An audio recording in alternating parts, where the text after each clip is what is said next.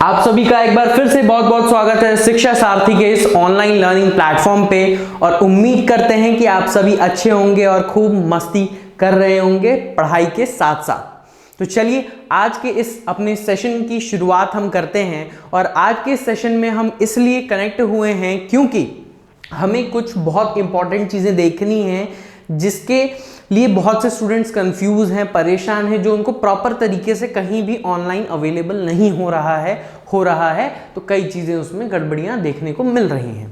तो आज हम इस सेशन में देखेंगे क्या, आज हम देखेंगे इस सेशन में कि बीएचयू में कौन कौन से कोर्सेज अवेलेबल हैं, उस कोर्सेज के लिए हमें क्या क्या सब्जेक्ट कॉम्बिनेशन लेना है, क्या पेपर चूज करना है और उस पेपर लेने के बाद उसकी क्राइटेरिया क्या है। ये पूरा इंफॉर्मेशन इस वीडियो में सिर्फ बनारस हिंदू यूनिवर्सिटी के लिए दिया जाएगा, जिसको आपको शुरुआत से लेकर के आखिरी तक देखना है ध्यान से, ठीक है। कहीं भी स्किप मत करिएगा इस वीडियो को, ठीक है। तो हमारा जो पहला कोर्स है जो बीएचयू में ऑफर किया जाता है वो कोर्स है बैचलर ऑफ आर्ट्स ऑनर्स में जो प्रोवाइड किया जाता है। अब इसमें आपको देखने को क्या मिलेगा कि किस किस स्पेशलाइजेशन में आपको बीए ऑफर किया जा रहा है, तो वो यहाँ पे सब्जेक्ट्स दिए हुए हैं आपको। इसके अलावा आपको क्या क्या सब्जेक्ट कॉम्बिनेशन, क्या पेपर चूज करना है। अगर आपको बीए ऑनर्स में एडमिशन लेना है हिस्ट्री में, पॉलिटिकल साइंस में, किसी भी स्पेशलाइजेशन में, तो कौन सा पेपर चूज करके आप जा सकते हैं अगर आप मैथ, साइंस, कॉमर्स, आर्ट से हैं या ह्यूमैनिटीज जो भी है आपका, ठीक है। तो इसमें आपको सिर्फ दो पेपर ये चूज करने हैं, एक पहला पेपर लैंग्वेज का, दूसरा पेपर गैट का, ठीक है। गैट को पहले हम लास्ट ईयर तक जनरल टेस्ट के नाम से जानते थे, जो अब मॉडिफाई करके जनरल एप्टीट्यूड टेस्ट के नाम से आने लगा है, ठीक है। और लैंग्वेज में आप इंग्लिश, हिंदी, ये दो लैंग्वेज चूज कर सकते हैं। इसके अलावा जो क्राइटेरिया है, आप 12th पास होनी चाहिए या उसके इक्विवेलेंट कोई भी डिग्री आपके पास होनी चाहिए। जैसे आईटीआई से ऊपर में भी होता है, डिप्लोमा होता है, ये सारे कोर्स अगर आपके पास सर्टिफिकेट हैं या आपने किया हुआ है तो आप कर सकते हैं, कोई दिक्कत नहीं। और 50% मिनिमम होना चाहिए, गिरे हालत में 50% तो होना ही चाहिए। इसके अलावा अगर आपको बीए लेना है, किसमें, इकोनॉमिक्स लेना है बीए में, तो आपके 12th में मैथमेटिक्स होना चाहिए एज अ सब्जेक्ट, ठीक है। ये चीज आप ध्यान रखेंगे। 12th में क्या होना चाहिए, आपका मैथ्स होना चाहिए। अब बीए एलएलबी में बहुत से ऐसे स्टूडेंट्स रहते हैं जो हो सकता है कि पीसीएम से हो, पीसीबी से हो, कॉमर्स से हो, आर्ट्स से तो रहते ही हैं स्टूडेंट्स। इसमें कुछ प्रॉब्लम्स स्टूडेंट्स को ये देखने को मिल रही थी कुछ यूनिवर्सिटीज़ में, जैसे कि लैंग्वेज और गैट के साथ एक ऑप्शन दे दिया जा रहा है डोमेन का। बीएचयू में तो डोमेन का ऑप्शन नहीं दिया गया है, बट बाकी जगह पे डोमेन का ऑप्शन दिया गया है। फॉर एग्जाम्पल कि डोमेन अगर आपको दिया गया है तो उसमें आपके 12th के सारे डोमेन रहेंगे, ये बात आप ध्यान रखेंगे, ठीक है। अब उसमें से स्टूडेंट्स कंफ्यूज है कि कौन सा हम लें और कौन सा ना लें। तो इसमें आप एक बात ध्यान रखिए, कोई भी डोमेन लेने के लिए एनटीए ने या सीयूईटी ने या कॉलेज ने मना नहीं किया है, लेकिन ये एनटीए ने जरूर कहा है कि अगर आपको कोई भी सब्जेक्ट उस डोमेन में से लेना है तो वो लीजिए जो स्ट्रॉन्ग पार्ट है आपका, आपने 12th में पढ़ा है। अगर आप मैथ से हैं तो हो सकता है फिजिक्स खराब होगा, लेकिन केमिस्ट्री या मैथ्स अच्छा हो। बायो से हैं तो बायो हो सकता है अच्छा हो, कॉमर्स से हैं तो हो सकता है इकोनॉमिक्स ज़्यादा अच्छा हो या अकाउंट्स। तो आपको एक सब्जेक्ट चूज करिए उसी स्ट्रीम का जो आपने 12th में रखा है, ये रिकमेंडेड है। बाकी जिसको जो लेना है उसके लिए कोई रोक टोक नहीं है, ठीक है। एनटीए भी इस बात को बोल चुका है, बाकी हम लोग भी यहाँ पे ये चीज़ें देख रहे हैं। और आगे के जो अदर कॉलेजेस के लिए जो ये सब्जेक्ट चूज करने वाला, कौन कौन से कोर्स के लिए है, क्या क्या चीज़ें हैं इसमें, क्राइटेरिया हैं, ये सारी चीज़ें जो हैं हम एक एक करके देखेंगे हर वीडियो में। अब कि बीए एलएलबी अगर करना है हमें तो कौन कौन से पेपर बीएचयू के लिए देने होंगे, तो हमें दो पेपर देने हैं, एक लैंग्वेज का, एक जनरल टेस्ट का। ये दो पेपर हो गए। लैंग्वेज हम इंग्लिश, हिंदी दोनों में से कोई भी एक चूज कर सकते हैं। इसके अलावा क्राइटेरिया हमारा ये है कि हम 12th पास होनी चाहिए किसी भी इंडिया में जो बोर्ड रिकॉग्नाइज्ड है उससे। इसके अलावा अगर किसी ने नॉर्मल एकेडमिक्स जो आप कहिए 1 से लेकर के 12 तक में किसी ने अगर छलांग मारी है, बहुत लोग छलांग भी मारते हैं क्लासेस 8 से सीधा 10th में, तो अगर वैसे स्टूडेंट हैं तो वो इसके लिए एलिजिबल नहीं है, ठीक है। एलिजिबल वही स्टूडेंट्स हैं जिन्होंने रेगुलर मोड में किया है पढ़ाई अपनी स्कूलिंग की।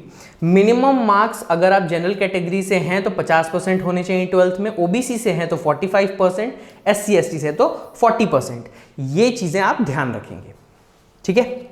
फिर मूव करते हैं हम अपने नेक्स्ट कोर्स की तरफ। नेक्स्ट कोर्स हमारे कॉमर्स वाले स्टूडेंट्स के लिए है बीकॉम ऑनर्स या BCom honours in financial market management में अगर आपको करना है तो बीएचयू से, तो इसके लिए आपको ये 3 मेजर सब्जेक्ट्स लेने होंगे आपके पेपर कॉम्बिनेशन के तौर पे। क्या क्या?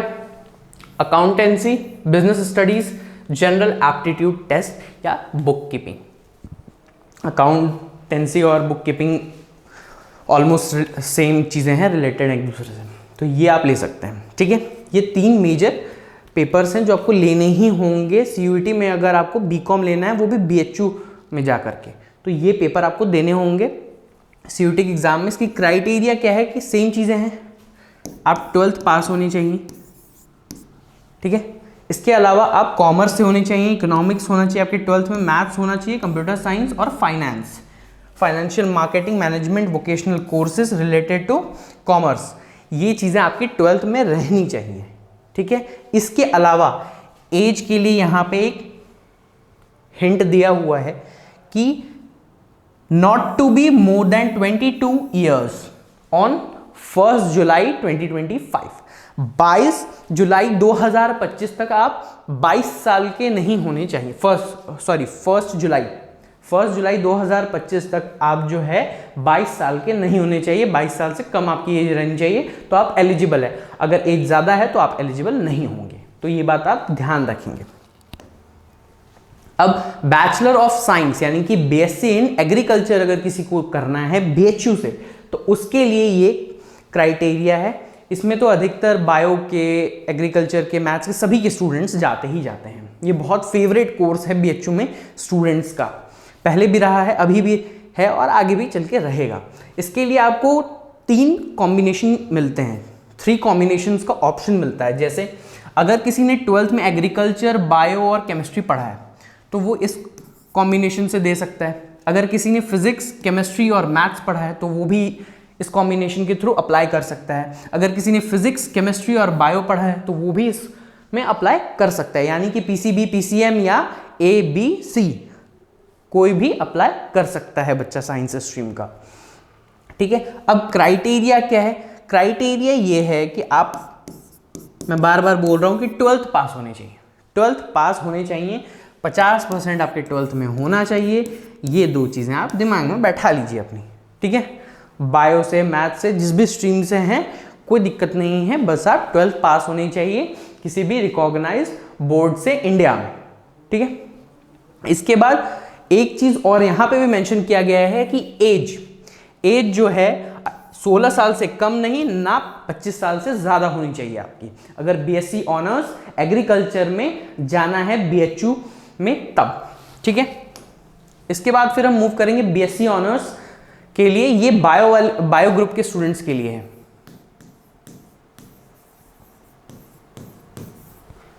ये बायो ग्रुप के स्टूडेंट्स के लिए है, ठीक है। इसमें क्या प्रोग्राम ऑफर किया जा रहा है? Bachelor of science honours in botany, chemistry, zoology, home science, geography और अर्थ साइंस, मतलब कि स्पेशलाइजेशन आपको इसमें मिलेगा। अब आपको चूज करना होगा, वो कॉलेज का प्रोसेस रहता है, यूनिवर्सिटी का, जब आप एडमिशन लेते हैं तो उस टाइम पे आप ये चीज़ें चूज करेंगे अपने हिसाब से। सब्जेक्ट क्या देना होगा आपको एग्जाम में? फिजिक्स, केमिस्ट्री और बायो का पेपर देना होगा, उसी के बेसिस पे आपको इसमें एडमिशन मिलेगा। इसके अलावा आप का क्राइटेरिया क्या है? 12th पास होनी चाहिए प्लस 50% आपके 12th में होना चाहिए, ये क्राइटेरिया है। और आपकी एज जो है 22 साल से ज़्यादा नहीं होनी चाहिए, 22 साल से कम होनी चाहिए एज, ये बात आप ध्यान रखेंगे। और कब कम होनी चाहिए? 1 जुलाई 2025 तक आपकी एज 22 साल नहीं होनी चाहिए। अगर 22 साल है या उस दिन हो गई है तो आप एलिजिबल नहीं होंगे, ये बात आप ध्यान रखेंगे। अब बीएससी ऑनर्स किस में है? ये मैथ्स ग्रुप के स्टूडेंट्स के लिए है, ये मैथ्स ग्रुप के स्टूडेंट्स के लिए है। बीएससी ऑनर्स आप किस चीज़ में कर सकते हैं? मैथमेटिक्स में, स्टैटिस्टिक्स में, कंप्यूटर साइंस में, physics, chemistry, geography, earth science, ये आपको ऑप्शंस मिलेंगे मेजर में चूज़ करने के लिए। तो आप अपने हिसाब से एडमिशन टाइम पे, काउंसलिंग टाइम पे चूज़ करेंगे ये चीज़ें। अब आपको इसमें एडमिशन लेने के लिए कौन कौन से पेपर चूज़ करने हैं उस पर हम जाते हैं। आपको फिजिक्स, केमिस्ट्री और मैथ्स के पेपर चूज़ करने होंगे इस कोर्स में अगर आपको एडमिशन लेना है तो। फिर से क्राइटेरिया आपकी यही है, 12th पास होनी चाहिए, 50% आपके 12th में होने चाहिए और 22 साल से ज़्यादा आपकी एज नहीं होनी चाहिए 1 जुलाई 2025 तक। ये बात आप ध्यान रखेंगे, ठीक है। फिर मूव करते हैं हम अगले अपने कोर्स की तरफ। अगला कोर्स जो हमारे पास है वो है bachelor of technology in dairy technology, ठीक है। ये बात आप ध्यान रखेंगे अच्छे से, ठीक है। ये कोर्स कुछ सालों से, जब से CUET आया तब से ये रन कर रहा है BHU में और बहुत ही डिमांडिंग कोर्स है। स्टूडेंट्स बहुत सारे हो सकते हैं अवेयर ना हो, बट ये बहुत ही अच्छा कोर्स है, इसका स्कोप रहता है। तो मैं रिकमेंड करूंगा कि PCM वाले स्टूडेंट्स अगर बीटेक करना चाहें तो इसमें ज्वाइन कर सकते हैं, इसमें और फूड टेक्नोलॉजी में, ठीक है। डेयरी टेक्नोलॉजी में ये डिग्री ऑफर की जा रही है, बीटेक इन डेयरी टेक्नोलॉजी, ठीक है। अब इसमें पेपर कॉम्बिनेशन आपको क्या लेना है? फिजिक्स, केमिस्ट्री, मैथ्स लेना है अगर आपको इस कोर्स में एडमिशन लेना है तो। और क्राइटेरिया फिर से मैं बता दूं कि क्राइटेरिया आपकी 12th पास होनी चाहिए, 50% आपके 12th में होना चाहिए और इसमें एज लिमिट जो है थोड़ा सा चेंज है, इसमें 17 ईयर्स से कम नहीं होनी चाहिए और 25 ईयर्स से ज़्यादा नहीं होनी चाहिए, लेकिन डेट वही है 1 जुलाई 2025 तक। अब हम जाएंगे BTech in food technology. Same paper आपको यहां भी देना है, physics, chemistry, maths, PCM। 12th pass होनी चाहिए आप, 50% 12th में होना चाहिए, 17 ईयर्स से छोटे नहीं होने चाहिए आप और 25 ईयर्स से एज में बड़े नहीं होने चाहिए आप। इसके बाद फिर हम मूव करते हैं bachelor of vocation in fashion technology and apparel designing. इसमें इस कोर्स में अगर आपको एडमिशन लेना है तो इसके लिए आपको सब्जेक्ट क्या चूज करने हैं? हिंदी और इंग्लिश लैंग्वेज में, और गैट का पेपर एक चूज करना है जिसे हम पहले जनरल टेस्ट के भी नाम से जानते थे। और क्राइटेरिया आपकी क्या है? 12th पास होने चाहिए आप, 50% 12th में होना चाहिए और 22 साल एज नहीं होनी चाहिए, ठीक है, 1 जुलाई 2025 तक। ये बात आप ध्यान रखेंगे। इसके बाद bachelor of vocation in modern office management. इसमें आपको पेपर चूज करना है लैंग्वेज का, इंग्लिश हिंदी दोनों का ऑप्शन है, गैट का फिर पेपर आपको चूज करना होगा। ये दो ही पेपर के बेसिस पे इसमें एडमिशन मिलेगा। कोर्स जो आपको दिया जा रहा है उसका नाम क्लियर है, bachelor of vocation in modern office management. Criteria क्या है? फिर से 12th पास होने चाहिए आप और लेवल 4 NSQF नेशनल, ठीक है, ये चीज आप ध्यान रखेंगे। ये नेशनल लेवल का एक एग्जाम होता है, अगर आपने इसको क्वालिफाई किया है, ये साउथ अफ्रीका का एक सर्टिफिकेट होता है। अगर जो भी स्टूडेंट्स हैं उनके पास अगर ये है तो वो भी अप्लाई कर सकते हैं, वो भी एलिजिबल हैं इस कोर्स के लिए। ये अगर उनके पास है तो उन्हें मान्यता है कि उन्होंने सीनियर सेकेंडरी एजुकेशन कंप्लीट कर ली है या कर रहे हैं, मतलब अपीयरिंग में है, तो इसलिए वो स्टूडेंट्स भी अप्लाई कर सकते हैं। इसके अलावा आपकी एज 22 साल नहीं होनी चाहिए 1 जुलाई 2025 तक, ठीक है।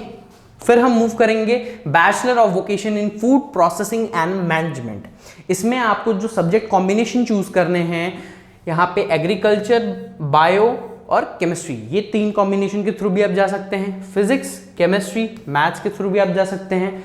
फिजिक्स, केमिस्ट्री, बायो के थ्रू भी आप इस कोर्स में एडमिशन ले सकते हैं, ठीक है। एग्रीकल्चर वाले स्टूडेंट्स, बायो वाले, मैथ्स वाले, तीनों स्टूडेंट्स के लिए ये कोर्स ओपन है, ठीक है।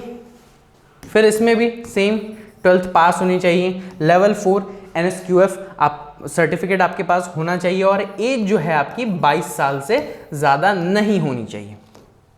फिर हम मूव करते हैं आगे की तरफ, bachelor of vocation in medical lab technology.